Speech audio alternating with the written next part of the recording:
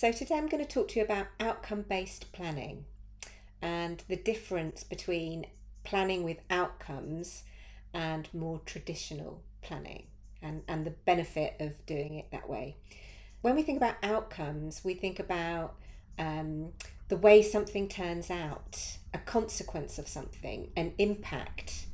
There's some kind of change. You're making a difference. There's some value implied there. Whereas when we think about traditional planning, we think about features and deliverables and work and tasks and detail and characteristics or properties of a thing. And that's often how we work when we end up with our roadmaps. They can often be about the features that we're delivering in the pursuit of something that we're trying to achieve.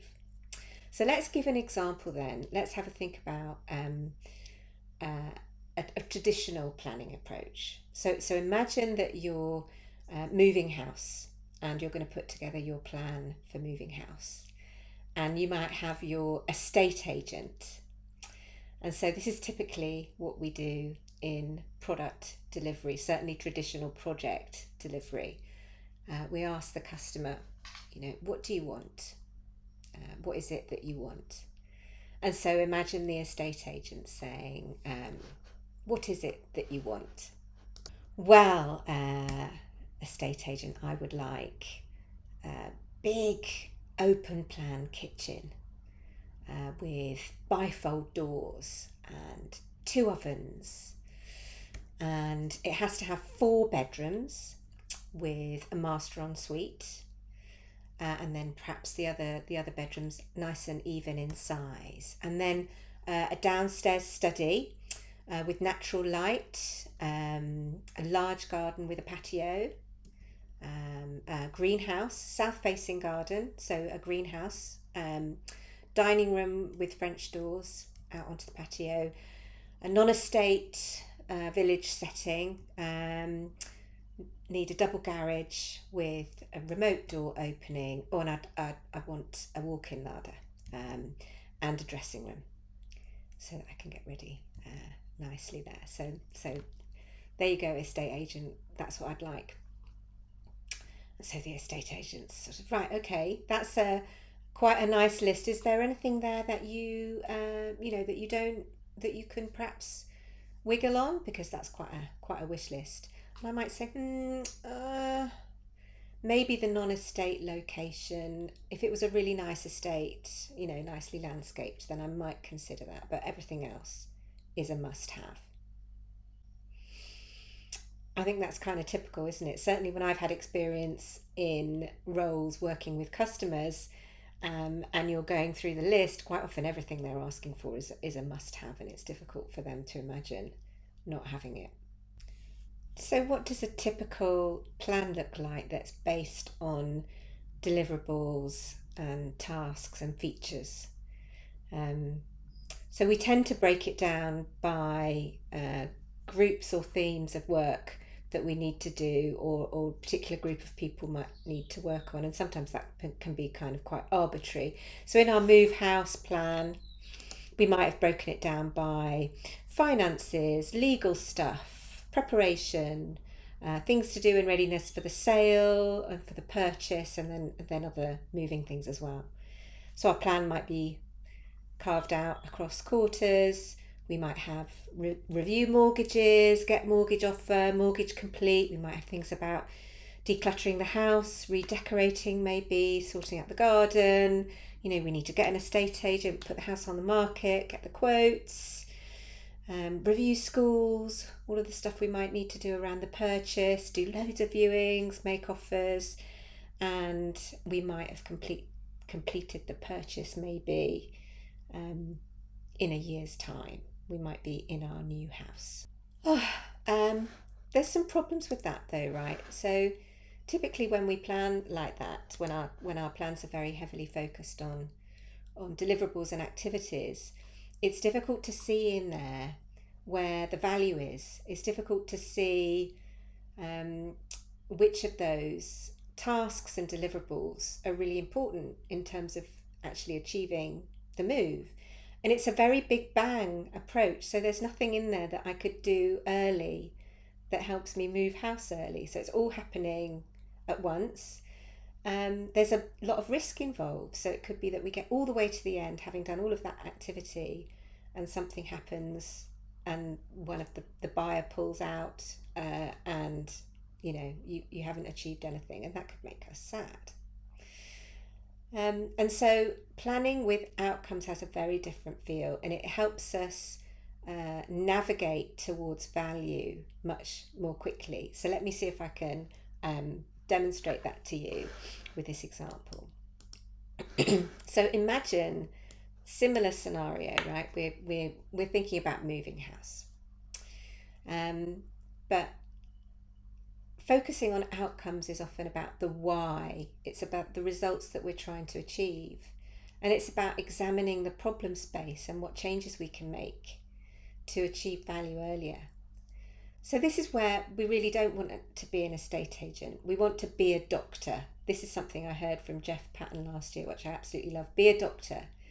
So don't be an estate agent gathering your list of features. Be a doctor, and you say, tell me where it hurts. Why do you want to move? And I might say, well, I'd just like to have a more comfortable life with my family. And the doctor might say, okay, so tell me more about that. Tell me what that looks like. What would a happier family life look like? What challenges are you having at the moment?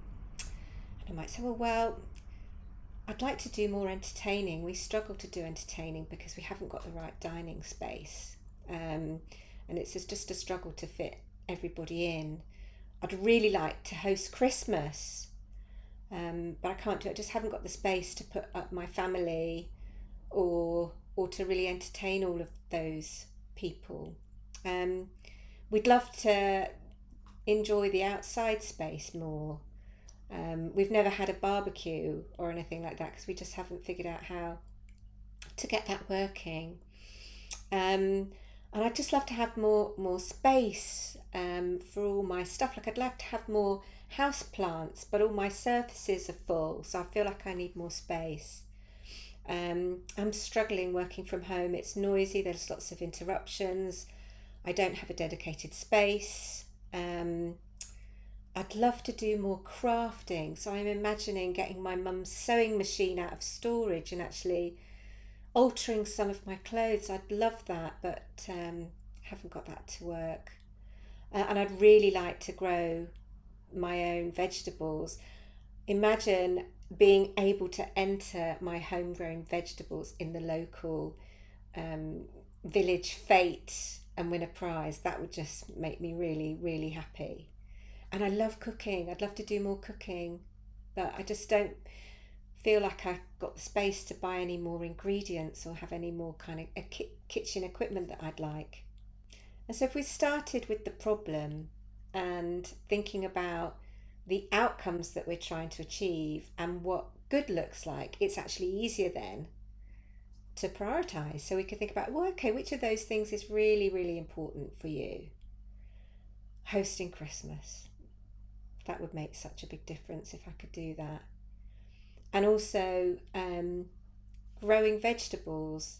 I just think I'd really enjoy that. And so when you start to break things down with outcomes, you can see opportunities and other ways of getting value early. And so an outcome-based plan for moving house might look a bit like this. So instead of breaking the plan down based on the type of work that you're doing or the theme, you break it down by outcome. And this makes a real difference. So instead of the chunks of things on the left saying finances, sale, purchase, those sort of arbitrary groupings, they'd be saying things like do more entertaining, have more outdoor fun, enjoy cooking more, have better working from home, do more creative things, grow your own veg. And we'd also want to keep in mind our aspirations of actually moving house at some point. And so we could have things in there that keep that alive. But what we're trying to do is defer decision making until we've explored all of the options. So our plan might include things like, oh well, how about if it's really important to do more entertaining and host Christmas, then how about we get an extendable dining table, and perhaps we could repurpose the study with a day bed that works as an office space and a spare bedroom. Perhaps we could also get some quotes for a kitchen extension. If we were to clear out the cupboards and maybe even think about a storage unit, then perhaps we could have room for some more cooking utensils. Perhaps we could get a quote for a patio, and even if we were to clear the trees and shrubs down at the end of the garden and move things around in the garden, we could have room for a barbecue. Perhaps some noise cancelling earphones would be a good investment to help immediately make my working from home experience better. And growing my own veg, oh, that's a tricky one, but maybe I could apply for an allotment and I could be growing my own veg, next spring. So the outcome-based plan helps you make sure that you're delivering value as early as possible, and it's optimised for feedback and learning, so you can defer making decisions until later and explore options and keep them open.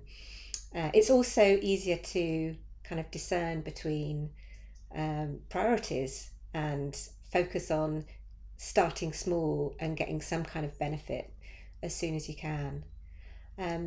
It also kind of avoids the pitfalls of over engineering. So you might figure out that you're happier with something without needing to have all the whistles and bells, and then you can move in pursuit of something else.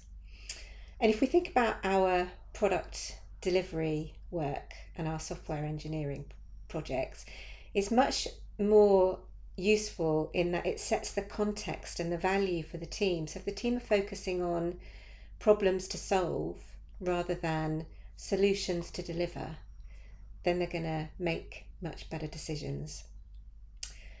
So that was the difference between outcome-based planning and traditional planning techniques. Hopefully you can imagine an outcome-based product roadmap where your milestones are about delivering value to customers and something changing in the real world.